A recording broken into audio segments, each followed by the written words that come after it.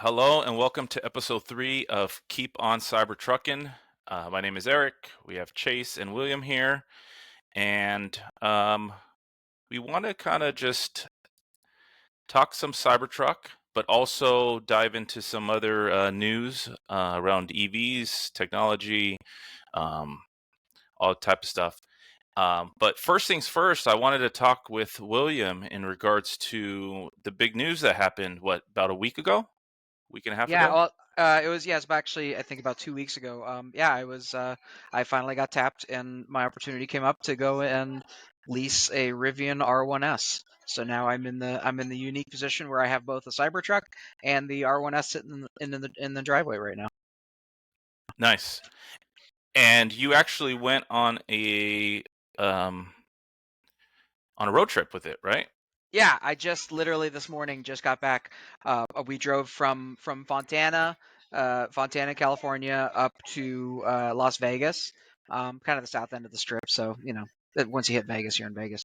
And then stayed there for a couple days, and then just drove back. So yeah, it was actually really really cool because I've really only been road tripping in electric vehicles, which were Teslas, for the last 7 years. So this was kind of my first time throwing caution to the wind, putting the whole family in the car and being like, hey, let's hope that the charging network isn't as lousy as the media wants you to think, that everything's shut down and none of them work except the Tesla superchargers. But we were very fortunate that it went so smoothly. It was great. How does it go, Nice. by the way? I'm curious of the charging network. I haven't driven a Rivian yet, but I would So assume the same. Rivian definitely directs you to the Rivian Adventure Network chargers, first and foremost, because I did check, and I think that the price per kilowatt hour that you charge up, it's like 3 or 4 cents higher at the Rivian Adventure Network chargers. But you're already talking like, I think, 52 or 53 cents at EVgo or Electrify America Okay. versus the 57 cents. So, and obviously Rivian's going to be like, hey, use ours, support the cause or whatever. So yeah, so and honestly, so it just took me to the Rivian Adventure Network spot, and it was that J1772 CCS combo connector. And I approached it kind of being like, hey, let's see if it's as simple as it is with Tesla, because Tesla superchargers, even you walk in, you plug it in, you're done. That's it. There's no like heavy math to do or anything like that. And with the Rivian, it was pretty much exactly the same. You just plug in the thing. Um, I watched the screen for a few moments. It came up and said there is a screen on the Rivian Adventure Network, which I feel like the superchargers could use some indication of what's going on, because I've pulled into superchargers where they were not functioning and people had to tell me that it wasn't working or whatever. Mhm. The Rivian ones, I assume the screen will just say out of order if it was not powered, but all the ones that were there were powered up. Just as kind of authorizing, it talks to the car so it knows who you are, and then it just starts charging. So I think that it takes a little bit longer to handshake and to actually start charging than any of my Teslas. Okay. Interesting. Yeah. That was going to So be a question of mine. How long does it take from getting out of the car to actually plugging in and charging? Because so Tesla, I it's actually pretty quick unless if you run into a faulty one. It's yeah, fairly and quick. and that was my experience. I pulled into the first Rivian Adventure charging stall. That was where I stopped in where is it, Barstow. Okay. And I literally just opened up the charging gate. I plugged it in. I watched the screen for a few moments, and it was good to go. It said starting to charge or getting ready to charge. So it seemed like there was a little bit more of a warm up and a startup to it. So I mean, honestly, I just kind of took it at its word and just walked away. And I saw later it was charged. Its peak charge rate was something like 143, 147 kilowatts. So I mean, it was definitely booking. So and that was really what I was most hoping for, because of all the horror stories of non-Tesla charging stations. I pulled in, I plugged it in. It was good to go. So super stoked about that. Nice. And how many times did you have to stop?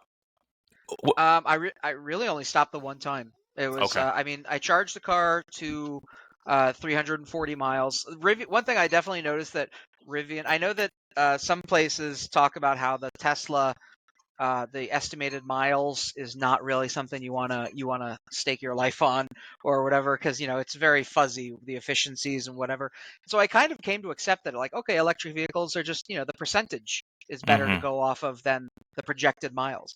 But Mm-hmm. I really think Rivian did great job with making sure that the vehicle is as on target to those miles as it is, because it integrates it in so many places. Like I have the car set to be percentage based, and it like a bunch of the destination screens, you can't change it. It shows you'll arrive there with 144 miles left in the battery or something. So there's no way to get around it. But I think that they're probably leaning on it because it seems to be super accurate.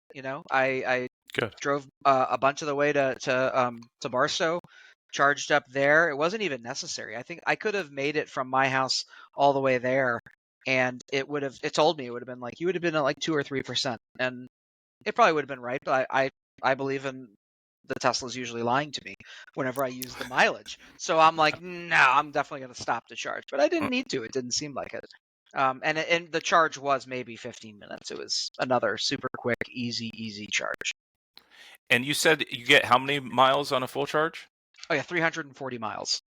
Okay, so that's Yeah, I think that when I charged it to 100%, I think that it actually showed 341 miles. But and I actually need to pull the data for it and kind of look at it to see what the actual real world efficiency was. And I'd be curious to know if that's just how Rivian does their math under the hood. They're like, yeah, you got the max pack. Any other maker would be like, yo, you can get 400 miles out of this, and they're probably just like, we for sure you'll get 340, but not a whole lot more. And in doing that road trip, now you have a little bit more experience. And I know you and I have already talked about doing some type of YouTube video of a review on it and possibly some towing. But what is your stance as far as CyberTruck comfort and then Rivian comfort, now that you've had the Rivian for quite some time? So, kind of, I feel like there is an overall an interior aesthetic that's been described by people who first time they sit in a Tesla as it being a spaceship. It's like sitting in a cockpit to like a TIE fighter or something very sci-fi futuristic. And the CyberTruck is overwhelmingly that. So sitting in the Rivian, I'll be honest with you, it's kind of an interior aesthetic that's kind of like I'm like a Jeep, a Wagoneer of some kind. Very very cozy but rugged. It's spacious, but there's still little quirks about the space that are like that eat up the interior space where you could be moving a little too quickly. But for me the main thing is the Rivian R1S. I can get 7 actual human adults my size into it, and their legs can fit. Versus the CyberTruck, Wow. your peak is 5 people for sure. Yeah. But I feel like even for the CyberTruck, it's worth saying for those 5 people, I feel like it's so spacious. It's so much more room. I feel this is like a new day for Tesla, because even riding in my wife's Model Y, riding in my X while I'm still trying to sell it, it's just that CyberTruck's that leap difference, and the Rivian's just kind of an interesting reminder of where we came from. But it's, again, super cozy. I drove my dad to the airport about a week or 2 ago. He said, like 2 different times during the same trip, he's like, man, this is a nice car. This is really nice. So I'm like, Rivian definitely, upselling to the boomers out there. But, he likes it. I like it a lot. They're just so incomparably different as vehicles.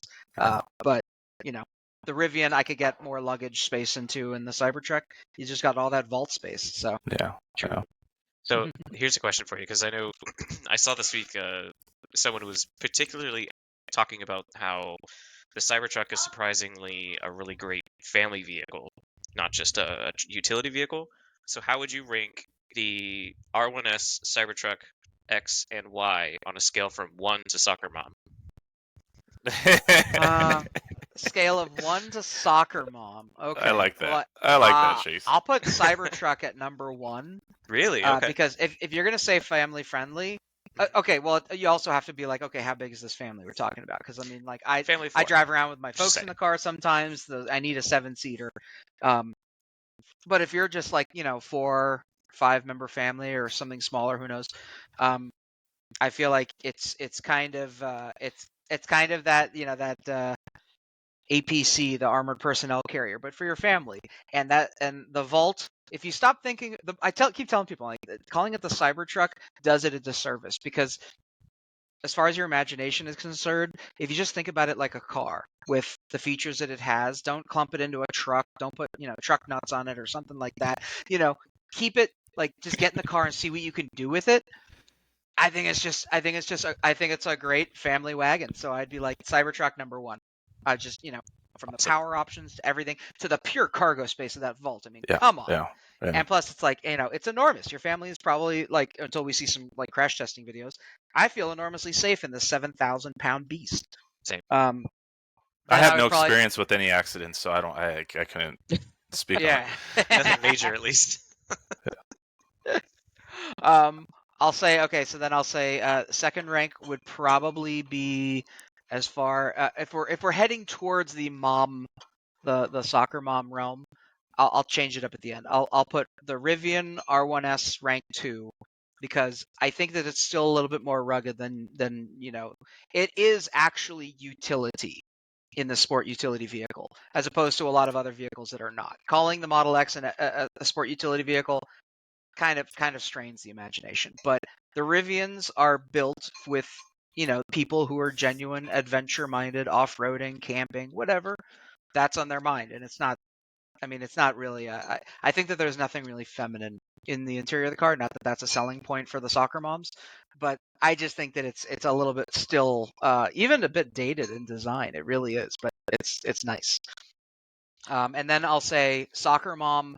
I'll say rank 3 towards soccer mom is the Model Y. That's where I'm changing it up because I think I see lots of people driving the Model X now that I'm kind of like, definitely soccer mom. Definitely like, okay, this is the cool car now for them to get into. And I still think that this is the Model Y. It's like it's the best-selling electric vehicle in the world. I'm pretty sure. Best-selling car in general. Yeah. I mean, talk about third time's the charm. I mean, geez. Tesla knocked it out of the park and it's selling everywhere. But I think that it's not that designated soccer mom space, I guess. Rant over. Well, you asked you a question. I was curious. That's kind of what I figured, but yeah, that kind of lines up with what I thought. I would assume like the third row also in the Rivian folds down as well, so you have the extra cargo space. But you're right. Folds the flat, utility and space in the CyberTruck is way better. Like you could put three or four strollers in there. Especially double strollers for sure. That's always, that eats up so much room. And we drove a Model 3, believe it or not, with our son, and it was a hassle. Like a lot of times, anytime you have the stroller in the trunk, as well as getting him in and out with a rear facing car seat, there's not a lot of room for wiggling there. It's tight. It is tight. And that's what I'm talking about. Like when you say Model X, it's a big car, but is it that big? It's curvy, so it's not functional necessarily in some ways, but it's useful in others. Model Y, all of them are just very cozy. They're very cockpit-like. And the CyberTruck just seems like the kind of car that you've got enough space to put a full-size jacket on and boots, and you're not like leaning around something and trying to get the steering wheel out of the way to do something. Like it's just immense. And for Tesla to finally make a car with that much space in the inside, I'm just like, finally, yes, please. Totally. Yeah, it is incredible how much space. I think that's probably top 5 thing that I like about the CyberTruck is just how much space you get on the interior. Not even like take the vault out of the vault and frunk. Take those out. Just talking about in the cabin when you're sitting there, how much space you have, leg room.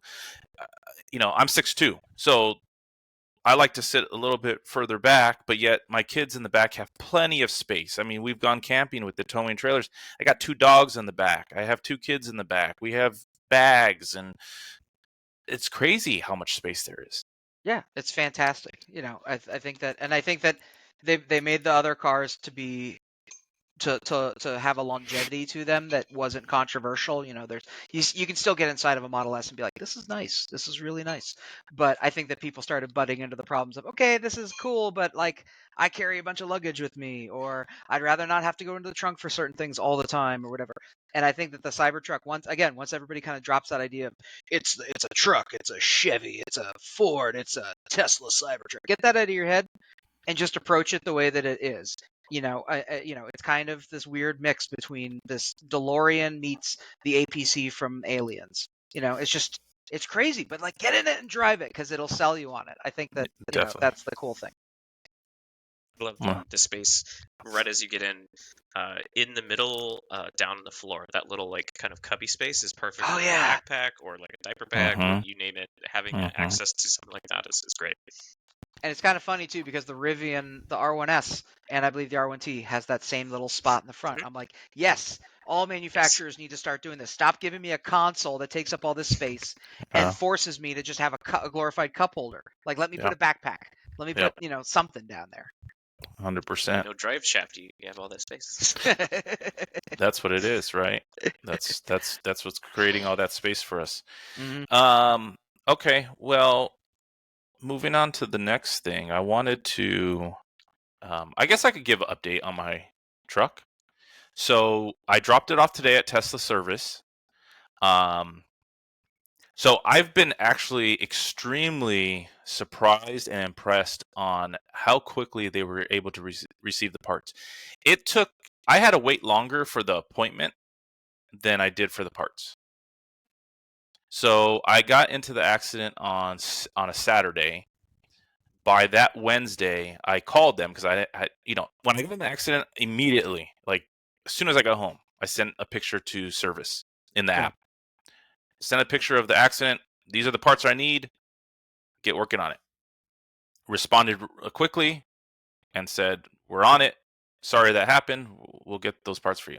Didn't hear anything, and then that very next Wednesday, I called my service center, and lo and behold, they go, "We have all your parts." A little part of me is going, "Why didn't you call me?" But um, but then there was an issue where they ordered the front driver wheel flare, not the passenger wheel flare. So that was kind of I went on a high of, we have all your parts, to the punch in the gut. We ordered the wrong part. But same thing, 3 days later, they had the right part. So today I took it in for service. They're working on it as we speak. Hopefully, they say they're going to have it done tomorrow, along with a bunch of other issues that I already had a service request on. And so pretty happy about that. And then on Friday, I'm getting it rewrapped. So hopefully this weekend, if not early part of next week, I'll have my truck back to its beautiful self. So yeah, I'll dive into all the insurance stuff and the headache and me hanging up on people in a video. I would like to jump on one thing for this. So I think that the thought came to me where it's like, perpetually when it comes to Tesla and the buyer experience, there's always, the idea of the weakest link. And I've forever thought that Tesla has a bit of an exposed weakest link when it comes to their service. So I was one of the people who posted on the CyberTruck forum back in the day, like 2 months ago, back in the day. It posted that, we were spotting the corrosion spots. And then it was like, oh, is it rust? No, it's just iron, it's just rail dust that's collecting and contaminating, and they don't know to clean it off.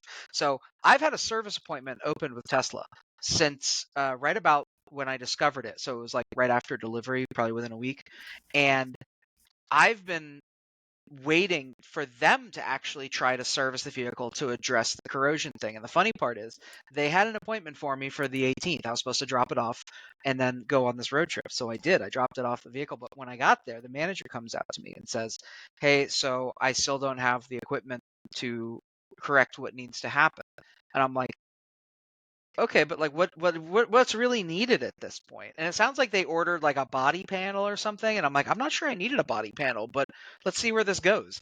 And so they ordered a body panel. They still don't have the equipment to do it. So I once again went to an appointment that then they were like, "Oh, by the way, we don't have the stuff. We'll fix this one little panel issue, but then we'll take your vehicle home for you because you're leaving on this trip." And meanwhile, he's like, "I don't know when the equipment's going to come in to do this fix." And I'm like, I don't even know what you guys are trying to fix at this point. Like, I know for a fact it's just rail dust. I can do Barkeeper's Friend and remove it, but there's still some disconnect with my service center where I'm like, do you guys have everything on hand that you need to repair the vehicles? Does everybody know what they need to do? So I'm wondering if there is kind of a bit of a, hey, we released these cars and didn't even give the service centers enough time to digest the information, that the fact that they misordered your wheel flare and the fact that I still can't get an accurate date on when they're going to do some servicing for it, there is kind of this like flailing, like what is going on behind the scenes, right? Yeah. So the part in question for you, is it the rocker panels or is it an actual They like panel? they made it sound like it was like an actual panel. Like I need to look back at the Tesla message. I can look it up in a But second. But where's the it was corrosion for you for or these me sparks? it was on all the parts that I brought attention to were Yeah. basically any part of the stainless steel that Okay.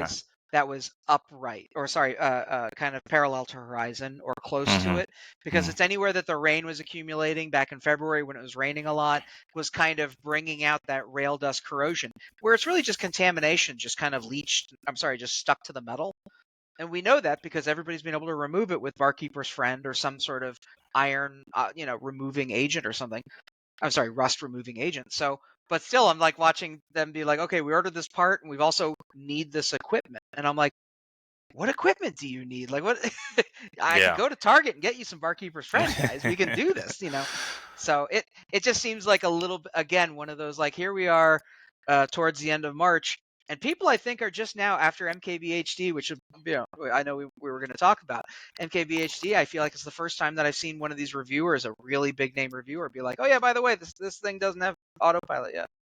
Yeah. Didn't know if y'all knew that. It's like I imagine everybody would be like, "What?" And it's not that it doesn't have autopilot, but it's the whole like nobody's talked about it, nobody's brought it up. So all these questions. Yeah. I was actually at an EV event over the weekend, and there was a guy there with a Model 3, and he was surprised when I told him that FSD wasn't working yet. Yeah. So you're 100% right. People the information isn't out. It So isn't, and that's such an odd thing. It's like the fact that Tesla themselves, I feel like they have yet to, I don't know, actively engage any of this. Like, do you guys know you're selling like a brand new car? Like, you'd think that there'd be a little bit more, but Tesla doesn't have a PR department, so they don't necessarily, their timing is off, and they weren't planning on doing it this earlier. Who knows? Like, it's just weird. You know what you need to do now, once you do get all the particulates off of there and clean, you have to wrap it, because 3M does have like a rust-looking wrap that's just completely leaning into it. Give it the most patina covered, like that's new. Exactly. Is that the orange Cybertruck? What's going on It's with this thing? rusting so bad. well, Oh yeah. Well, go sorry. ahead. One more thing is Yeah. I think one of the funniest things I saw this week actually come up on Twitter, and maybe this is like we'll touch on it a little bit, but the videos from a lot of the Baja trips came out, and we were seeing on Twitter those trucks that came back from the trip, and they're actually finally like tearing it apart and cleaning out everything. And there was a bunch of just like, red dirt dust everywhere, and then people were like, "Is that rust?" And people were like, "You got to be insane." Even Community Notes like had a say on it. They're like, "No, The it's not community rust. notes, It's it's like actually the dirt." owner verified it's just dirt. They were It's dirt. off-roading in Moab or whatever it was. Yeah. Exactly. I love it. Well, speaking of wraps, I don't know if you guys seen this. I just came across this today, but I thought that it was pretty interesting. Let me go ahead and share my screen real quick. It's gonna be right here. Have you seen these magnetic wraps? I have seen these. I knew Yes. it. I knew that somebody was going to do this. But That's I guess wild. I was you asking could for. easily do this. And it's like, yeah, give it a hot minute. These are going to be on Amazon. I give it like 3 months. These will be on 100%. Amazon, where people will be like, "Yo, do you have a Cybertruck? Do you want to just wrap it and then just change the wrap every day?" Buy this. Literally, it could be in a box of just layered magnetic vinyl, and then you just Yeah. put it on. Put this part on this part, put this part on this, and then Mhm. you've wrapped your own truck for the day. And then you take it off that night if you want. No, This is a great 100%. point too. That obviously we haven't. I don't know if we've said it before, but it is magnetic. Like it's even with the wrap on the outside of ours, it's still magnetic. So we've got Really? like big wide magnetic signs that we printed out that we can just slap on the outside if we park it somewhere. And that's kind of the same thing that other companies have started to do. If we are going to work with them, they can print out their own like logo or whatever they want branding wise and slap on the outside. Yeah. It's easy. Put it on, take it off. No, that's yeah, I saw that and I thought that's definitely going to be something like William said, something that Amazon and I mean, it's not that hard to make, right? So you're going to see all kinds of crazy things readily available, and yeah, customizable. You could probably print, you know, logos and whatever on these Yeah, things, and so it's going to really, I think it's a good thing. Um, Make sure you yeah. wash your car before you put it on there, otherwise you're going to scratch up if you have a That's normal where I paint think job. people get in trouble. Yeah, they'll leave it on there for too long, and then something contaminant-wise will have been underneath it for too long, and you know, I don't know the characteristics. Maybe the magnets shift a little bit, and then you get a scratch Yeah, really good in there. So exactly. But moving on, wanted to let's talk about the MKBHD. We can move on to that since you brought it up, William. Right here.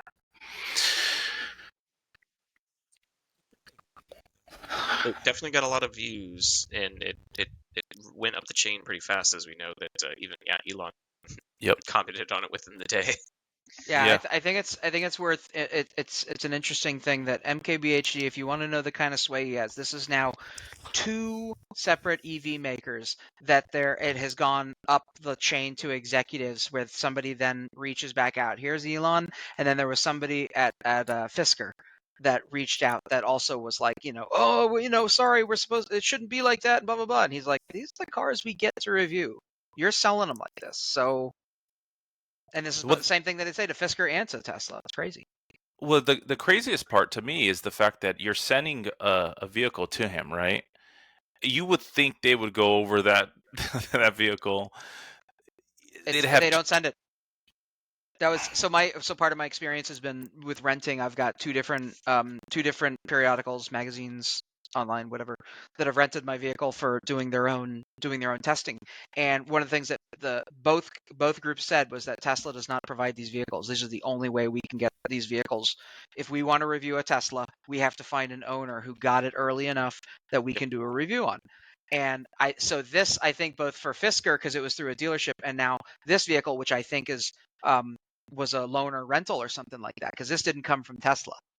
I think that's kind of Yeah. and that's the real salient point to this, because he's like, oh, it's not a door fit issue, and this takes 5 minutes to fix. And it's like, okay, so then why didn't you guys fix it before you delivered it to somebody? Like, why is it coming down to these owners calling you guys out? And for this Cybertruck owner, I got to wonder how many other vehicles have panel gaps that big, but they're not getting amplified by guys like Marquise. Yeah, True. I have very slight panel gaps, and it's in that area. It's just not that bad. It's very, very slight compared to that. And if I point it out to somebody, you'll see it, but otherwise you really don't see it. Maybe because of the wrap that may help camouflage Yeah. it, but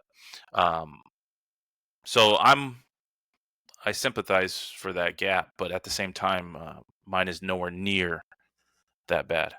Yeah. And it's on both sides, on all four doors. I feel like I can't talk. If you saw on my X account at CyberTruck ATX, I had officially Sandy Munro's pinky that he tested all the gaps on my truck. So it is Sandy Munro officially signed off on the panel gaps, Nice. at least on our The truck. official So yardstick of the EV community. Yeah, he was like, my pinky is pretty accurate, so I can test those gaps, and that's exactly what he did. So, Well, speaking of that, in episode 2, you teased that someone special was going to be sitting in your Cybertruck. Let's talk about that a little bit. Yeah, totally. Yeah, so last week we had the pleasure to host Farzad, who's got a big Tesla channel and YouTube, and he apparently is a neighbor of ours, and reached out and was like, "Hey, I am picking up Sandy Munro from the airport on Thursday. Could we borrow your truck to pick him up in?" And I'm like, yes, let's do that. So he actually still rented our truck off of Turo just so we have coverage and insurance. So we did everything right. And yeah, he went and picked up Sandy Munro in our truck and did a video of his experience, because he hadn't driven a Cybertruck yet at this point. So he got his first experience, as well as seeing Sandy get picked up with it, and then they did a video talking about his experience and what they're looking forward to tearing apart their Cybertruck. Because if you don't know, Sandy Munro owns Munro and Associates, and he's very famous for tearing apart vehicles and different machines to kind of learn and spec out the build. And they actually intend to do a full spec out of the Cybertruck, and as well as a cost for the entire truck. So costing the entire array of materials essentially. But yeah, it was our pleasure. It was great to see. Yeah, and hopefully we'll see more content with Farzad since he's just around the corner. And you had the opportunity to ride along with them. I didn't. Oh, just Farzad, but not Sandy. Oh, okay. Yeah, okay. yeah. I thought you So- were going to have the opportunity with the. I had to work that day, Yeah, so I yeah. didn't get the chance to meet him. But I would have loved to. Either way, he was super nice from what I saw, and he sends kind regards. And then yeah, like I said, he measured our gaps with his pinky, so it's pretty accurate. Yeah, and those pinkies are calibrated, I'm sure.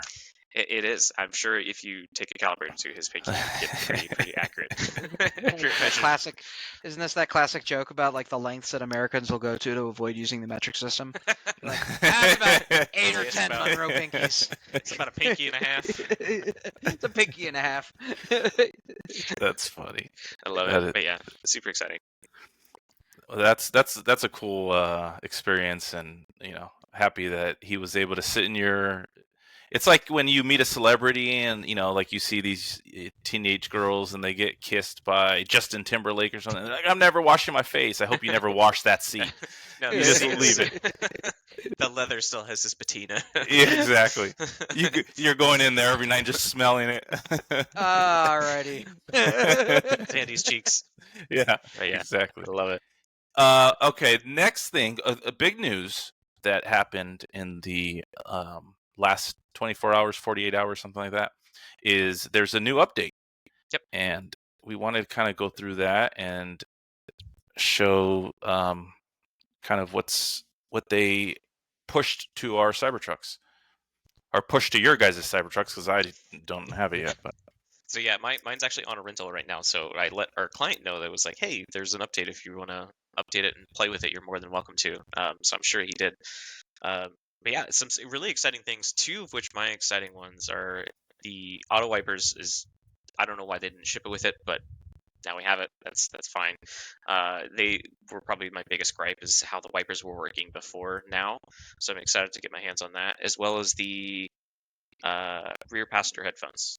Yep. Like that was a big thing I noticed right off the bat of like, okay, well, you could either have audio from your Bluetooth or from the radio, or you could have the backseat audio. You can't do both, but this allows you to connect a Bluetooth headset to the back screen, and then kids can watch YouTube while you're still listening to tunes up front. because we all know if you have kids in the back and they want to listen to what they're watching, and there's only so many times I could hear Baby Shark before I want to just jump out of the car while it's driving on the freeway. Or Blippi or whatever it is, yeah. Coco Melon. Yeah. Yeah. But it's funny how they push this out and they say auto wipers, plural. So I thought that was pretty funny. Maybe But it's a yeah, typo? so they have the auto wiper. This vehicle alarm includes trailer. What is this exactly? Your vehicle alarm now this will be good for you. also monitors whether your trailer is plugged into the hitch. Okay, so that is actually really helpful, because when I did my first tow video, I had my brother plug the trailer into the Cybertruck, and prior to taking off, I had him testing the brake lights, and they weren't working. And I asked him, "Did you plug it in?" "Yes, I did." Lo and behold, I go back there and he didn't plug it. He didn't push it in all the way. So this is what it sounds like, right? They're kind of telling you, That's good. You can disable this feature. The one just before that is interesting. I don't know if this is a feature that's common for like the X or the Y, but this is new that I've seen.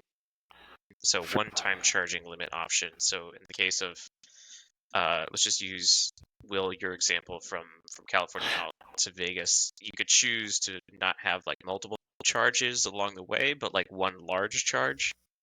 I if I think that understand that. it's more like let's say that you're doing a long drive on Tuesday, and then once you reach the destination, you're going to be in that town for 4 days. So, but you forget to reset your charging limit. Mm. So, like, what this lets you do is like, oh, I'm leaving tomorrow. I want the car to charge to 100%, but then go back to 80% after it does this one charge. That makes sense. Yeah, And that's and actually it sounds yeah. I mean, it sounds handy. Why this one came through versus the myriad of software Full bugs self-driving. probably in the bug pile. This is the thing that got addressed. I feel like this was like an accident. Somebody fixed it and they were like, "Oh, yeah, sure, just commit the code, it's fine, whatever." You know, it's yeah. like the new intern fixed it. Damn it! All right, whatever, just push it. Who cares? This is somebody's bonus. Hey, good Yeah, for them. exactly. Good for them. Hopefully. But there's All yeah, right. it's just odd. And then we talked about the headphones. So, I mean, that's pretty self-explanatory. Resetting your tire mileage. That's cool. That's great, yeah. Especially when we hopefully have the option to get the street tires. I Yeah. think that'd be great too, because if you want to interchange and only use the all-terrains for off-road and vice versa, that would be really important. There's the auto wiper. Auto wipers. CyberTruck got their auto wipers fixed before the 3NY. I just want to know where the other wiper is. Yeah. Yeah. It's for the back window. Mhm. Or the front camera washer, which I heard that a lot of people have been really asking for that feature to be added to more Teslas moving forward. Like having really a washer should. for the cameras. I remember when the Model 3, I think, was being, or maybe before then. I think it was around the 3. Somebody made a big deal about they made their own like DIY hacked version of an air pneumatic something or other, would just blow air on the rear camera. So that they were like, yeah, it's embarrassing that if I'm driving along and I'm using that rear camera, but it's raining, the Yeah. wheels kick up so much stuff, and then nothing cleans that lens. So he just literally built something that just blasts it with air whenever he hits a button. And I was like, all right, Nice. now we have that. And they should have that spray on both the front and rear. And I know there's a company out there that's doing that, but that should be just standard, right? Yeah.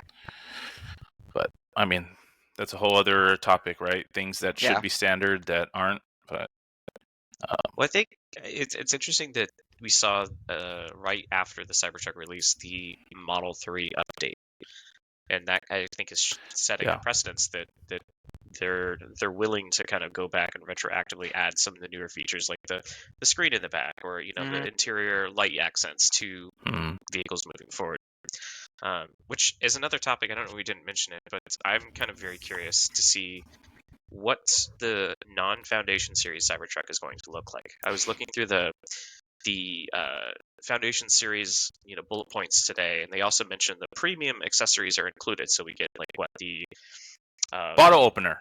Bottle opener. We get the hooks in the bed. We have the the weather liners. But something that's interesting is the bumper cover is actually listed as an accessory. I wonder if that's something that could possibly not ship with the regular Foundation Series, as well as the tires. I feel like they sell the bumper cover in the accessory shop right now. Exactly. Yeah. So I'm wondering if the Non Foundation Series will probably likely have the street tires, so they won't have the all-terrains, and not even have a bumper cover. Maybe, I don't know. It'll be interesting to see what it eventually looks like. Well, even the white interior, right? So I'm assuming it's just going to be all black. I think so. I joke that maybe that's going to look better. We'll see. It could. You never. Yeah. You never know. Yeah. I mean, I like the white. It doesn't bother me, but I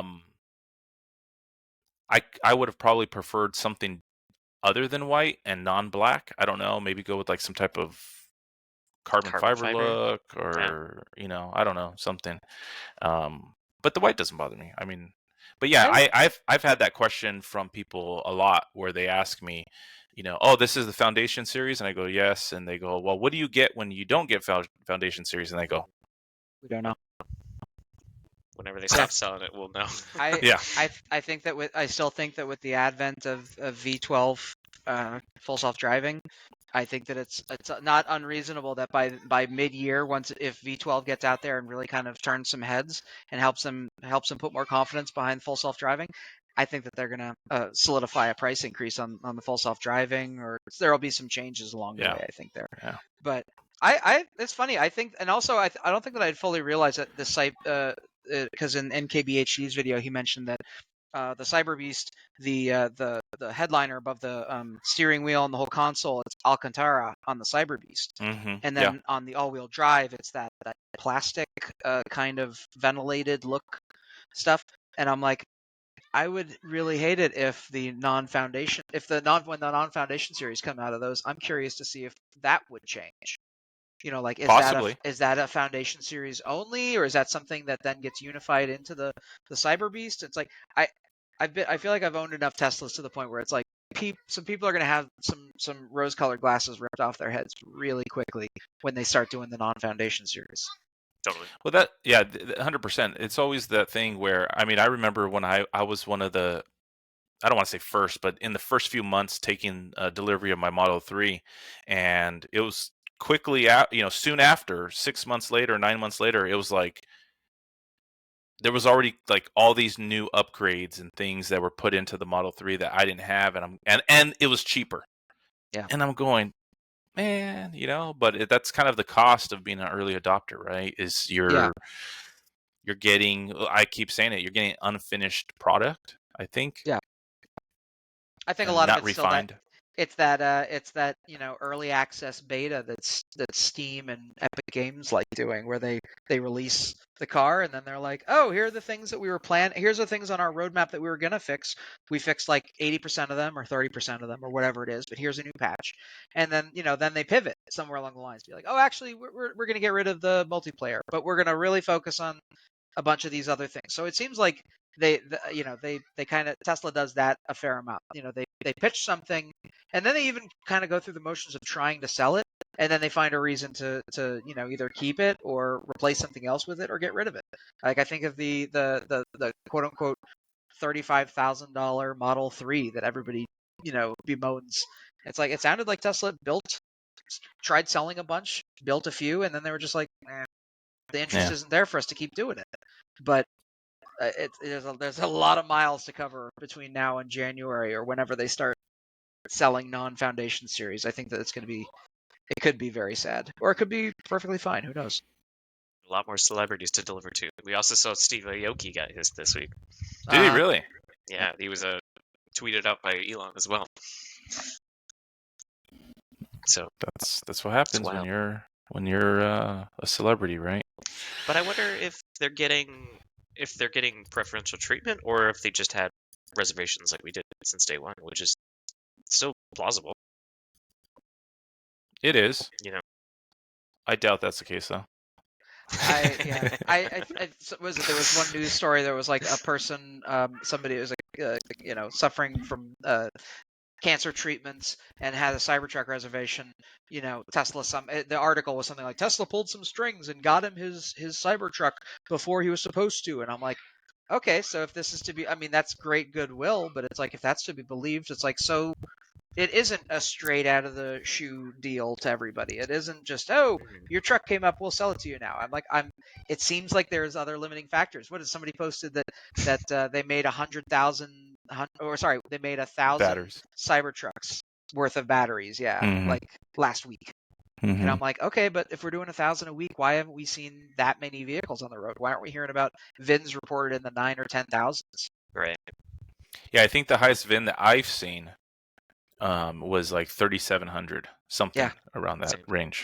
So, I mean, that's, and then that also irks me, right? Because I keep going back to, when is Foundation Series going to stop? And I know we talked about it last episode, so we don't need to get all into it again. But if we're already approaching 4,000 and it's not being said of, hey, it's going to be ending, then I mean, when is it ending?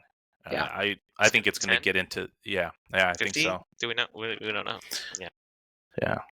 But what happens if the Foundation series ends? They announce what they're actually shipping the all-wheel drive as, and it just seems like none of them get moving. Are they holding off because they don't want to face that, or are they trying to get some momentum from somewhere else? It's just so many questions. I don't know. Yeah. I feel like though when they do stop, it's essentially going to be about the same price. If you would, I would assume that they would price out all the extras with full self-driving, all the add-ons. It's going to basically be another 20K anyways on top of what you're spending. So it would Yes. be about the same. Well, I think that's what I don't know. William's point has been, right? This whole time about the V12. It's like once that hits, if you go in right now and configure a Model 3, how much is FSD? 12,000, right? Yeah. Yeah. Once that V12 hits, whether it's Cybertruck or not, that's going to go up. I don't see it staying at 12,000. It's going to go to 15 or whatever. Yeah. And so if now you're a new buyer for the Cybertruck and you didn't have a reservation previously, and you go, I want to pre-order, or I want to order my Cybertruck, and it's already 15,000 just for the full self-driving, and we get that part of the Foundation series plus our bottle opener, then you're why wait? Why did you wait? Unless if you're the type of person that goes, I don't want that. And I'll be honest with you, if they didn't force me to get it, I probably wouldn't have ordered it when I configured. But that's just me. Yeah. I think that there's so many questions surrounding it. I mean, initially when I got that invite, I was considering the rental side of it first, and whatever opportunity for rarity there is, and it just seemed like there was enough space between. I don't know how many of these are going to be available throughout the year, between that point and the point of when they do start selling the Non Foundation series. Am I going to want that? Because as configured, like the Cybertruck is pretty awesome for everything that's in there, but you have to believe in the full self-driving. It has to have that value to you. Otherwise, yeah, it's hard to make up. But the question is, if it's a Non-Foundation series, and then people are asked, do they also believe the FSD price? Where does it wash out to? Does it come right back up to 100,000? Is it 95? So you waited a whole year to get the truck, and it's the same one that you could have had a year ago or whatever. Yeah. And don't get me wrong, once FSD hits, I'm going to be using it. I'm going to use it all the time. Man. Yeah, I'd be using it all the time. It's just, if I was going to configure, I'd probably opt more for the monthly plan and use it as I needed, as opposed to just having it all the time. But the selling point, and I've talked about this before, for me with the the Foundation series, was more about the power share, and that just I just go, I'm getting power walls. So Yeah, I mean, you've literally got like 5. Oh wait, you've got like the equivalent of what, 6? Or I don't know, like 9 power walls that you can drive. Yeah, and so that's incredible. that alone right there, I just said, it doesn't matter. I don't care. I'm getting power walls, and I'm getting a truck that I've been wanting for 4+ years. Done. I'm getting it. But then everything you're talking about with the FSD and all that, it's even more. It's even better value in my opinion. So, moving on to, let's get to our wrap of the week. How about we do that? I want to show this crazy, and I think everybody has seen it. But Which yeah, is the same truck? Question mark. It looks like it is the same head, the light rack. So I would assume this is the same as the Arctic truck. Yeah, this is just Mad Max, right? Yeah. I'm trying to get the video to play. Oh, that's the same one. Oh, right here. Here we go. That right there. And his little SpaceX in the back panel. I love that. It looks like it literally looks like it's been shot off a rocket or something. Right? That is just wild. I'm sorry. I just see this. I want to play Halo. Yes. Look at this thing. You seen the Warthog in real life? Warthog. It's just driving through it. There's something so satisfying about those wheels and the suspension, the way it's just bouncing around. Yeah. I love that. I think that it's. I mean, just seeing a car that I could drive. I'd probably crash, but if I were to try and drive like this, I feel like my car, putting it in off-road mode, it's like, wow, I could probably do that. Yeah, like that. It makes it easy. Yeah, Yeah, it kind of Like, puts it at your fingertips. Maybe I'm a little excited too to much get it. so. Right, I'm excited to get ours back because my next adventure is going to take it off road a little bit more than I have already. But even the little bit that I tested, it was surprisingly smooth. I was like, this doesn't feel like we're driving off road at all. Like it just feels like you're just on road, and it absorbs everything. Yeah. What was I gonna say? Speaking of off-roading, I met once again at that EV meetup that I went to. I met a gentleman that says that he'll take me. Again, I'm not an off-roader. I don't do that. I would love to. I'm not. It's not something I do often, so I don't. I don't want to screw something up. But he's willing to take me out there in your neck of the woods, William. He all says right. that we'll go out there and kind of take it off road a little bit, something beginner level type of situation. But I'm looking forward to that because I think that's going to be a lot of fun. Yeah, I mean, there's loads of places around here. I know you can either get into trouble or there's loads of spots to just go and do an off-road run. Yeah, I don't want to get in trouble. That's for sure. One of my friends had a Mitsubishi years ago, and he thought for some reason he could off-road, and he was wrong. We had to go get him and then go get his truck the next day. So Yeah, that's the thing, right? But see, this guy, he says that he has a bunch of it's a whole group of people that this is what they do. oh, for sure. And so he was like, we'll take you, so I think that's going to be good content for my channel, right? I'm going to film the whole thing and all these guys. And then what I want to do is get those guys in the Cybertruck and get their reactions to it. And then also pick their brain about how it does off-roading compared to their vehicles, because I'm sure they got some crazy things. So the guy I was talking to actually has a Ford Bronco that he Okay. off-road. So, I mean, I love those Roadtrip. Broncos. Since we talked about the outside is magnetic GoPro mounts work perfectly. I've got one that I slap on the outside for rolling shots as well. Oh, that's awesome to know. Thank you. Because I know some of the rentals they've shot GoPro content, but they use the suction cups, and so the stainless steel has that look. It's like still kind of a bit of a stain or something like that. I think it's the rubber just gets embedded, but good knowing the magnets is good. Magnet's not too bad. It doesn't leave as much of a mark. Nice. Yeah. I'm actually very surprised that it still holds with your PPF. It does, and I've taken it up on the highway at 75 to the speed limit, so it's been pretty good. What's your speed limit?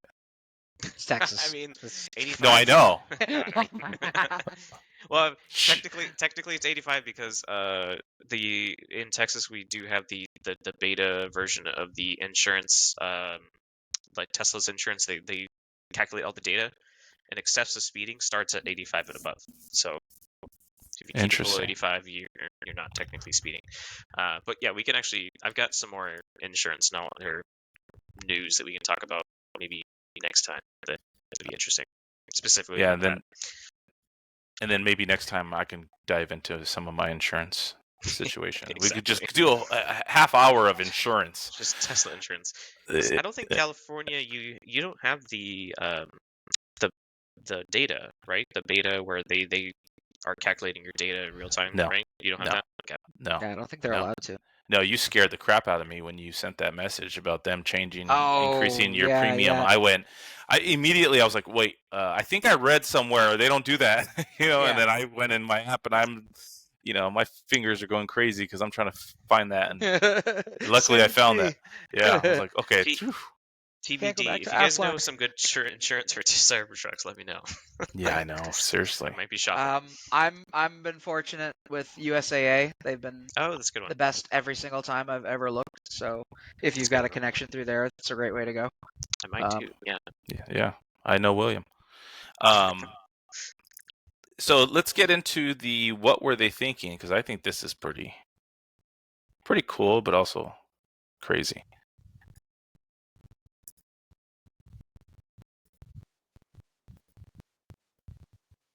This girl right here. That's not proper attire for shooting. I'll just go ahead and say it. Ma'am. It's just all it takes is one hot bullet casing. Yeah, exactly. Just do the brass dance. All right. So. What's interesting about look, I shot these videos car. too is a lot of people are shooting it with like an AR pistol or like a 9mm AR like platform, and Yeah. it's kind of clickbaity in a way because the first one I saw it looked like an AK, and people were like, "Oh, they're shooting with like higher calibers," and we're like, "No, it's just 9mm." Yeah. I wonder if they mention anywhere in here what it. Well, it says right here, if you shoot here 15, 223, you're However, shooting 9mm, not 5.56. why would you Yeah. shoot a brand new truck? Yes, Well, I mean, Hey, look, somebody mentioned me. Second point. Going through like butter. you went I right was through. shooting you. Yeah. But that's my point right there. It was like, why are you shooting a brand new truck? Who gives a crap? Yeah, I know. I've had so many people. That's like probably number 4 thing people ask me. Are you going to shoot it? I'm like, no. Like, no, I have no desire to shoot it. Yeah, I just tell them up front. I'm like, it's not a metric I use to buy cars, so no, I don't give a crap if it can stop a bullet. It'd be nice if it could, but it's not like my main driving factor. No, I have no interest in doing that. I mean, if you want to do it, fine. I mean, have at it. But Shoot all your cars. If you're going to shoot like your Cybertruck, why wait? Just get all the cars lined up. I mean, if that's important to you. Well, I did see that someone did shoot it, but the panels in the back side of the truck near the bed, they were actually able to get a penetration back there. But I think you mentioned it before that it makes sense that the doors are not penetrating, but other places could. It just varies about the thickness. This is where we need to wait for Sandy to come back and be like, yeah, so this is why the steel thickness and the barriers, the other side. It's about a half a pinky little, half little a pinky too far. Exactly. Should have been 2 pinkies if it really wanted to save you. Love it. let's go on to possibly our last subject is the Neuralink. Oh, yeah, I did bring up. This just happened today too. It was really cool to see from Neuralink post this video with their first patient, I believe. Yeah, so he's right here. Is it the first patient, or I thought that they actually did a bunch of human tests, and this is just one of the ones that they're like, yeah, we want to show it, you know. Yeah, I can't the remember. ones. His story, little backstory. He's 29. He got into an accident when he was like about 8 years ago, so 21, 22. It's like a diving accident, and then became fully paralyzed, and now is able to move the mouse around and play chess on his laptop just by using his brain. It's wild to see like him moving the mouse around just by thinking. And they kind of explained in this video that initially they were trying to like imagine his hand moving left and right and kind of like pushing the mouse, but that didn't. I guess it didn't translate as well as they wanted it to, and then they just switched over to this way of doing it, and it seems to work really well. Of him just thinking about the mouse moving and clicking on things, and it's doing it. It's just crazy. That is wild. It's incredible. Yeah. It's giving people hope, right? So, you know, I'm like, I drive a Rivian now. I'm also super big Tesla fan. And there's still going to be people that you always have to deal with kind of the loudest reactions to what's going on. And obviously it's Elon, but it's like at the end of the day, you've got companies that now are being enabled to pursue things that I think that wasn't really mainstream. It wasn't really a big thing. I mean, you know, the fact if somebody had written something or somebody was like, you know, put a gun to my head, like say something nice about Elon right now, I'd be like, we did not take electric vehicles seriously in this country, in America, until Tesla forced it. Tesla forced the competition, and every time that I see something crazy, I'm like, that sounds like something we should have been doing all along. Why haven't we done it? Like Starlink, I'm like, you know, this much satellite coverage. Part of me is like, I think that you know, as a wannabe aviation enthusiast, you think about the fact that like there's so much of the world that's uncovered by any kind of meaningful communications or data tracking. You know, so I mean that's why planes can disappear in the Pacific or somewhere. You know, and you have a rough idea where they were, but not necessarily more of a precise one. Unless they're in communications range, they can't express what the problem was, so you have to hope a black box comes up or something. This enables so much communication in so many dead zones of the world. It's like, why hasn't something like Starlink been pushed for so much sooner? And now you have Neuralink, and you're like, you literally have the possibility of understanding the way that the human brain works and incorporating and bettering people's lives in a way that 10 years ago you would have thought was from a sci-fi movie, but they're doing it. And I'm like, this is why I like Tesla, and this is why I like some of these companies that have kind of spawned away from them, because they're leading the way by doing all the sci-fi stuff that I have wanted to see for years. They're doing it, and this Neuralink thing is just crazy. The innovation, right? Yeah. So we have two gentlemen leaving some comments. So Jake agrees that that was a 9mm from that woman, and that her shooting attire is wild. So that's some. Thank you, Are those Jake. the words he used, or are there other choice words? No. He said also that is wild attire for shooting. Yeah. And then Jay Song says that Tesla delayed his Cybertruck again. Bad customer service, and that's something we were talking about earlier, right? The customer service from Tesla is It's their weakest link. It's been kind of this. I appreciate how headstrong they came into the game. They're selling cars. They've ramped up. They've beaten a lot of expectations. There were a lot of people who thought 2018 was going to lead to bankruptcy, and now they're dominating the EV space. So the idea that they are only of this mindset of, we only sell cars, we don't service them, we don't keep them on the road, we don't keep our customers happy to be like, this is the way it should be done. When you see it all break down to, sorry, it just takes 4 months to get a new door or whatever. People are like, I thought we were in the future. I thought this was a new car company. I thought it was amazing. What's going on? And I think that people are calling him out on it a lot. There was a gentleman actually when I was charging before heading back, who he had his Model Y, and he was like, yeah, I'm not too thrilled. He's like, I've had it a year, and I found out the hard way it doesn't have a spare tire or a full size spare or something. And I was like, to me, I'm like, that's something that I did my research on, but I'm like, it's something that as they incorporate more and more people, they're going to have to address the idea of sales reaching out to people, not just, just give people referrals and live on the hype of the Tesla. At some point, they're going to have to do some outreach, but they just don't seem like that's in their posture right now. And I think that I do wonder how many things are being obstructed by managerial guidance, where there's somebody who's got to be saying, guys, we got to fix these cars. We got to do that. We got to do this better. And I don't think that we've seen it enough yet, but I'm curious when we will. and it's everywhere for them. I mean, I know we talked about, or we stated that we were going to probably get into insurance stuff next episode, but since we're talking about customer service, I mean, that was, one of my biggest issues was when I called Tesla Insurance to discuss this whole situation that I'm going through with my truck and the accident that it was in. I mean, I can say with confidence that their customer service is horrible. And it was a horrible experience, and it really made me rethink whether or not I want them to be my carrier, because they're supposed to be in my corner, and it didn't feel like that. And so that's that's very disappointing. I could give you a very frustrating story from COVID about my solar solar panels and power walls. But just to cut straight to the chase, I think that there's something kind of endemic across a lot of Tesla's businesses, especially in their service departments, where it just kind of seems like there's nobody really leading the charge, nobody really directing it or guiding it or pushing it to strengthen.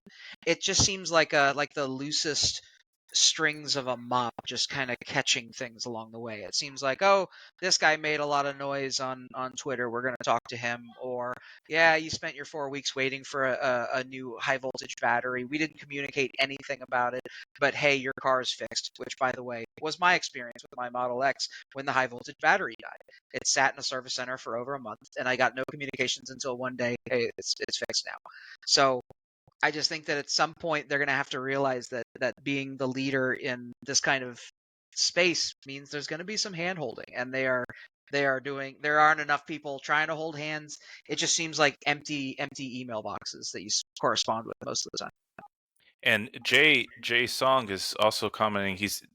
he was the one with the bad customer service comment. But he says this is his 6th Tesla, and the last 2 have been bad delivery experiences. He also commented on me mentioning the Tesla insurance, saying that it's a 1-hour hold minimum. And I experienced that. It was about a 45 minute hold that I was on until I finally talked to somebody. And then when I finally got to somebody, they pretty much told me to go fly a kite. So yeah. Do we need to get to Mars that bad? Like, 'cause I feel like that's where all the manpower is going right now. Just like 10% goes to like answering the phone, maybe. That and building the Roadster to fly. Yeah, that too. Which is You just know? a good segue. It is a Yeah. good segue, because that is something that we did want to talk about that I kind of forgot until we got into this. And yeah, that's Elon, his interview with Don Lemon, talking about the Roadster and how insinuating that it's going to be a flyable vehicle. Yeah. Something with SpaceX involved, which I think he even mentioned it on one of his previous like Joe Rogan podcasts of talking about using rocket engines with the cars as well. Like I how think that he had could mentioned it. I think that he had mentioned I think it was like SpaceX designed cold gas thrusters so that it could help with the initial acceleration, and then the EV motors would take over. And then somewhere along the way, they decided that that kind of acceleration would still like tear the wheels apart, because the static friction of the wheels in place versus the sudden acceleration of the vehicle would literally tear the tread out from the bottom before it could spin. So the so now the solution is to spray cold gas thruster down, lift up the car for a brief moment, and then go. And they would catch traction midair. Yeah. On the way to that. Or just when there's less when there's less of the weight of the vehicle on the road, less friction. So therefore the coefficient of friction times the mass moving is way less, so therefore it can start the moment of rotation easier. But that's crazy. It's like, oh my god, that's such a weird problem to try to solve. Like, is this really, guys, if this car is not below 0 to 60 below 1 second, we might as well just like sell the company. We can't even make cars anymore. I'm like, well, Elon. Elon loves the big splash. He loves to be flashy, and he likes that big moment. We do have another comment from SJ. I think this is a really good one. He's asking, do you think the CyberTruck will have better build quality by the end of the year? That's when my tri-motor is supposed to be delivered. So let's talk about build quality on the CyberTruck. I'm biased because I do have a close friend that's also at least at one part of the production pipeline. If we're talking with them, it sounded like they kind of anticipated that the first ones were kind of be, it would take a process to get really kind of solid, which makes sense for any kind of production pipeline. Like the first go is not always going to be your best, but once you get kind of into that groove, then it should be good. And I've got my VIN is in the 1500s, so I feel like ours is pretty solid for the dual motors. So I don't know. I don't think we even need to wait till the middle of the year. I think that we're getting pretty close to 98, 99% build quality. I don't think that there's a lot left to change as far as finesse is for the build quality, but I mean I'll defer to Sandy Munro when he does the whole teardown, because I'm sure that I feel like there are things that we discover along the way. So the other half of my Tesla Cybertruck service issue was also I was driving it and I had the driver's side window door button, if you will, popped off like a key on a keyboard. Just popped right off. And when I tried to reseat it, for some reason it wouldn't latch into place. And I'm like, is this like a Logitech keyboard problem from like the early 2000s? What's going on? So when I took it to the service center, they're like, okay, we'll fix it. And they fixed it. Everything that Tesla sets out to fix, I haven't had a problem with them not fixing so far. But it's just kind of one of those things. It was like, really that key just, the window just like popped off the thing. I'm like, okay, what other gotchas are going on around here? I'm just wondering. I'm like, because plenty of the rest of it, the minimalist interior, it's not a good. The statistics aren't great if you've only got like 8 actual buttons in the interior and one of them broke off in the first 2 months. You Yeah. know, if there's only that many actual buttons, the rest are capacitive or stalks or whatever. But when you have a few buttons and one of them just pops off like that, it was kind of one of those things. It was like, early VIN. This is what we get, you know. But I Or do think that if that's the biggest problem that we're facing, that my It's my not bad. window, yeah, or it could be, I mean, design could be a part of it. You know, like it's probably not you know, battle tested like a lot of these other vehicle designs are. Like I'm sure, I know for a fact that like say for an F-150, some of their buttons have been on the same truck for years, so they've had enough to be like, oh, this design is bad, so let's redesign and just fix it as we go. So they have that multiple year iteration where this is the first go of this type for a lot of the components inside of there. So we'll see how they hold up. You know, Yeah, I think the build quality itself is not bad. I mean, I think it's the best build quality I've seen on any Tesla yeah, I would agree. that I've experienced so far. You know, so I don't think the build quality is bad. I mean, but there's always going to be something, right? Like my dome lights don't work. They're working on that at service right now. My driver side visor mirror light doesn't turn on. The passenger does, but not the driver. I mean, yeah, the dome light. I don't even know. I didn't even know until probably 2 weeks ago how you would turn that thing on and off. I guess it's just you just swipe your finger. I type was it. Just yeah, type it. I was pressing it and swiping and I was You boop it. and nothing was working. And then finally I went online and I seen somebody just like doot doot doot. I go, what the man? Okay, Well, I- here's the question: is what VINs do you guys have? I've got 794. I got 558.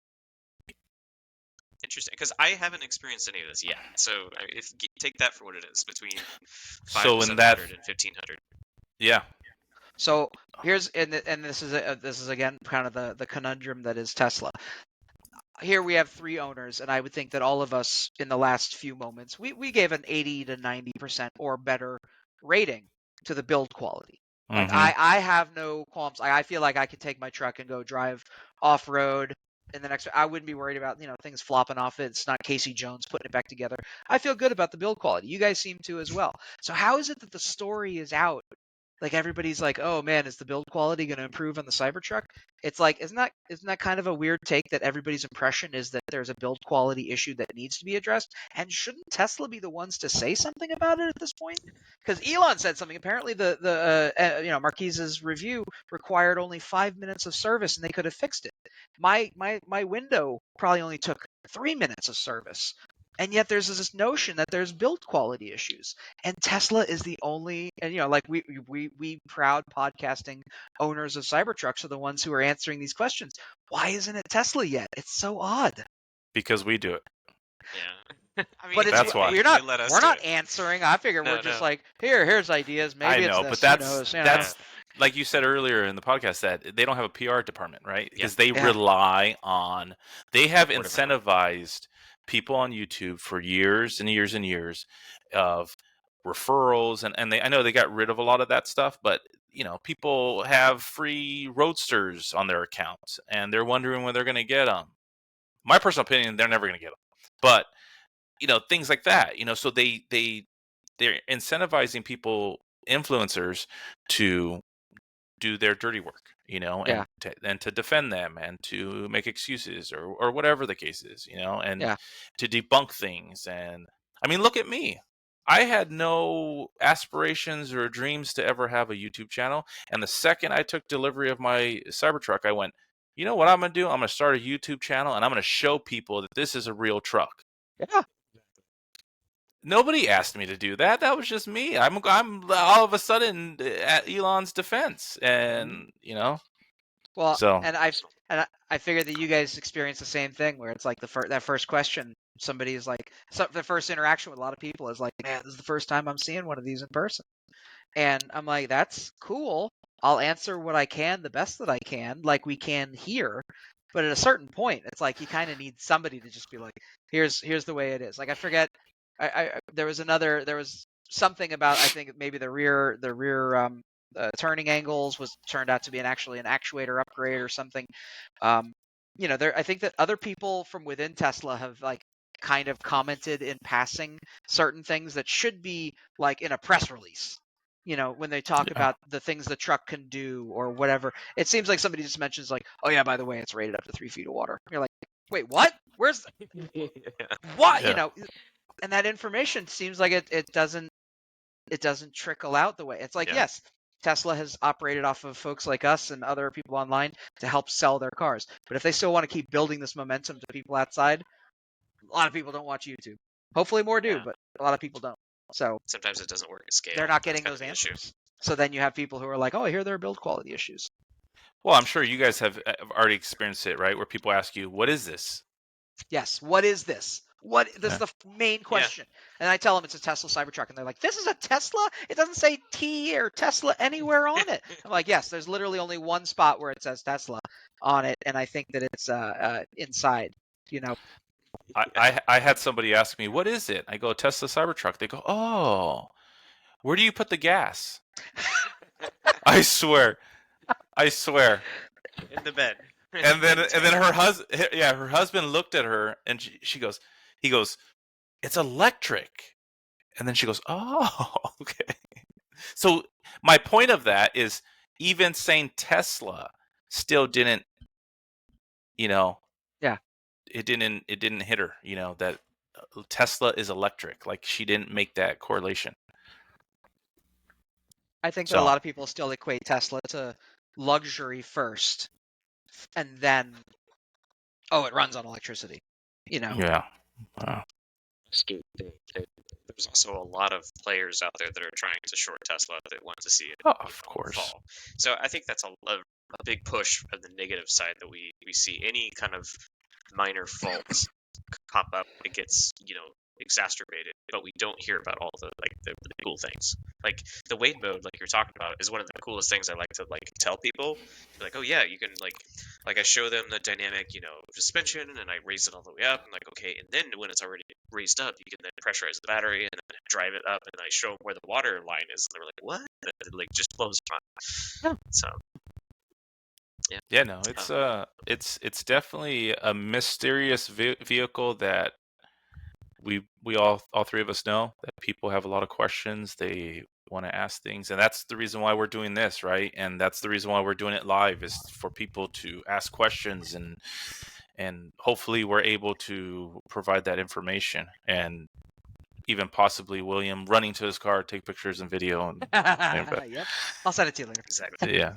So, but yeah, go ahead. One more thing. Speaking of Tesla, not haters, but I guess skeptics. Did you see the full self-driving skepticism that came from JerryRig this week? Yes. I didn't see that. No. So he put out a video after V12 came out with full self-driving, and had a lot of comments about, well, if you say it's full self-driving, why do I have to keep my hands on the wheel? Like all these other comments. And right after, almost immediately right after, he had like a day later. a video sponsored by Ford, mind you, about Ford's Blue Cruise. Yeah. Very, very timely. Yeah. Well, people caught on to it. Yeah, I don't have anything against JerryRig, but that's poor timing of that. Well, it's funny because when I didn't hear about any of this, and so, but when you started bringing it up, first thing I started thinking about was, I've seen this before, right? Where there's these pro Tesla YouTubers. I'm not saying JerryRig was that, because he had a whole other, his channel was about a lot of the other stuff, but he went down that Tesla avenue, and so when you say that he was making those comments, first thing I thought of is, oh, I wonder who's in his pockets, and then all the money, so yeah. I think that I poked the beehive on Twitter, because it was definitely a lot of people were jumping all over Zach. I believe his name is Zach, or yeah, he's probably Jerry or Zach, because what he was really pointing to, and it seemed like it was honestly, I think that he just reached trolling at some point, because he's like, okay, so when you buy a Tesla, he's like, here's a screenshot of Tesla's website right now. When you buy full self-driving, it doesn't say beta, it doesn't say keep your hands on the steering wheel, any of that stuff. And he's like, between that and the other fact is Tesla, in their filings with California, as per their automated driving level, Tesla themselves designated as a level 2 driving assistance device. And that's all that he was pointing out. These are two facts. These are like a screenshot and a law or a filing that's incontrovertible. But people were immediately like, "No, it's definitely better than level 2." And he's like, "Okay, but like it everyone's like, everybody knows it's beta." Be like, "It's not on the order page. It's in the manual, but it's not."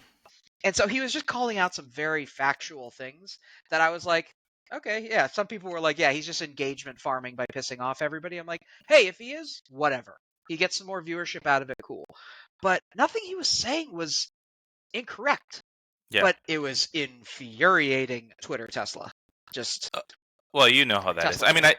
I think for the three of us, we're all, I think, on the same level as far as we like Tesla product. We enjoy Tesla, but at the same time, we're going to call it how it is.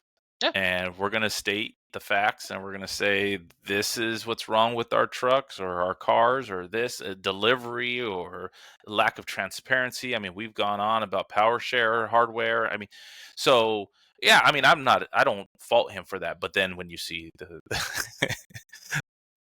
the next I mean, video, Well, I- sponsored goes to by the same point that they don't have a PR department. Yeah. yeah, Otherwise, they would have And I stepped in mean, at that point. and I work in a creative industry where there's a notion on the other side of it, like people who appreciate art or watch TV and movies and stuff, they think any criticism means you hated it. And it's like, no, I literally No. have owned 4 Teslas. Criticism means I'm pointing out flaws that I would love to see them improve so that they can Of be course. even stronger and keep making awesome products. Same. So the notion that calling something out, and it does not sit well with the Tesla internet community, because for some reason it's like, no, they are 100% platinum perfect beyond question. It's like, no, here's some very clear, real issues. And we just got to keep, it's like, if you're just going to keep relying on influencers and people doing podcasts to share information, then you can't be too butthurt when they share their genuine impression, like MKBHD with the door. It's like, great, Elon tweeted about how easy it's to fix, yet the truck is here in front of me. They were jumping all over Zach, and I'm like, he literally just is explaining something factual. But then the Blue Cruise sponsored by Ford thing came up, and I'm like, all right, now I have no idea, because either it was intentional and he was trying to stir everybody up to get them to come and look at it, or it Yeah. just happened, coincidentally. in Because mouth. I mean, I feel like he gives everything a fairly good shake, a fair shake. So Yeah, no, I like really I like enjoyed his Zach. stuff. Yeah, his stuff was with the. I really specifically liked his towing video that he did with his Hummer EV that he was Yeah. waiting for his Cybertruck for so long. So he was like, I'm just going to build my own Hummer EV. And then Mhm. he was towing that on a trailer with the Cybertruck to see really like what's the limit. And this was like early in January when temperatures were much lower. So he was Yeah. going like maximum towing capacity, worst possible conditions at Yeah. 32 degrees. And that's great. And it's great content because that it really shows the limits, the best and the worst of the truck, really. Yep. And The worst and being if I that he recall, couldn't charge it because of the for the- trailer. after he did that video, though, that was like, didn't everybody immediately jump on him because they were like, "What? It only did 100 miles? That's not possible. He must have done Yeah. something wrong." And everybody else was like, "No, this is the math, and it matches up. It's actually dead on accurate." So Yeah. That's cool. Yeah, the only thing I don't want to say a problem that I had with that video is just the fact that he was in extreme situation, and we all know, like what we were talking about, how these extremists on both sides, will run with things, with the information, right? And they'll twist it. And so I felt like, being the fact that it's a new truck, there was nobody towing with the truck yet, and he gets it, and he does this super extreme situation, and then now everyone gets that information and goes, see, I can't tow, and the range is this and that. And Yeah. it's like, it's extreme. It's a very extreme situation that 70% or whatever of people are never. I will never tow in that situation, and I tow all the time, and I'll never be in that situation towing. So that information is fantastic, but doesn't do anything for me. And I know there's a lot of people that live in those conditions that it does do something for them. So that's great. Yeah. But you have to also understand, this is the first towing video, and the second I push that out, what that's going to turn into, that's snowball, excuse the pun, but that snowball effect of, they're going to run with that and go, see, the thing can't do it. I mean, how many times I get comments on my tow videos of, I watch tow video and it shows it only gets 90 miles of range. And I'm going, yeah, what video did you watch? It's like, no, my results are showing something, closer to double that. But yet you're going to run with that, especially with his audience. He's got millions of people watching his videos. So it's like, I got thousands and he's got millions. So, people don't really see my videos, so they're not going to see what those maybe more realistic numbers are going to look like. And he pushed that out. I would love for him, when it comes to summertime, to redo that video. And, I'm not sure if he will, but, I would love to see that because, yeah. I'm sure he will. This seems like one of those great opportunities to revisit something and solidify it. He only stands to gain more views if he did another matchup for it. But it's that you got to go to 8 different YouTube channels to get an answer about something, as opposed to just let the manufacturer tell us. Oh wait, they don't tell us anything. So yeah. So we had the launch event in November, but it was just before then, maybe 2 quarters before then, that we had a meeting. Kind of when we first heard that the price was going to be increasing. I think it was, I want to say Q2 or Q3 of last year. Someone asked about, I think was it me, Kevin, that asked about it? It might have been me, Kevin. Asked about advertising. They're like, why don't you guys advertise? It'd be great if you could. And then Elon was just like, should we? And then everyone's like, yeah. And then it was like, okay, maybe we'll try some advertising. But I think that's kind of the issue. It's like, at a certain scale, word of mouth works great for like a few million cars, but now when you're talking about tens of millions of Teslas, it just, telephone game just doesn't work. So I think if we start seeing, Super Bowl commercials with, the Like a Rock playing in the background and you see a CyberTruck, maybe we'll finally get there of people understanding, oh, well, it could do everything else that my truck could do, but yet more, and they'll eventually get it. But yeah, it's kind of a shame that you have to like dive in and sleuth around to try to figure out what's the real capability of this. But maybe that's by design, because the people that are willing to like go in and really do the research are more likely going to be the buyers, and those are, good people to have that are going to, really get invested into it. Yeah, and I think he wants his soldiers, right? Yeah. So. Yeah. Well, all right, gentlemen. I think that was a successful episode 3. We appreciate all the comments. People are talking in there, and hopefully we can progressively grow the the podcast and get more viewers. But this was a good episode. Appreciate it, and same time, hopefully next week we'll do episode 4. Do it live again. We should look into like trying to advertise like this. This podcast should be the solution to the problem we're talking about. Be like, you don't know shit about Cybertruck because you don't drive one. We've got 3 people who do. Tune in next week or whatever. There you go. Well, William, what you got to do is get your Instagram, right? You said you're working on it. Yeah. Get on there. What you just said right now, go. As soon as this ends, I want you to go get on your Instagram and promote the podcast with that exact statement. Okay. I'll do it. All right. Let's see. All right, guys. Do I have to wait for the episode to post, or can I just... You always take off. All right, and then you're... Boom. Yeah, if you could just wait around for like a minute. Oh, gotcha. Yeah. Okay. Okay. All right, guys.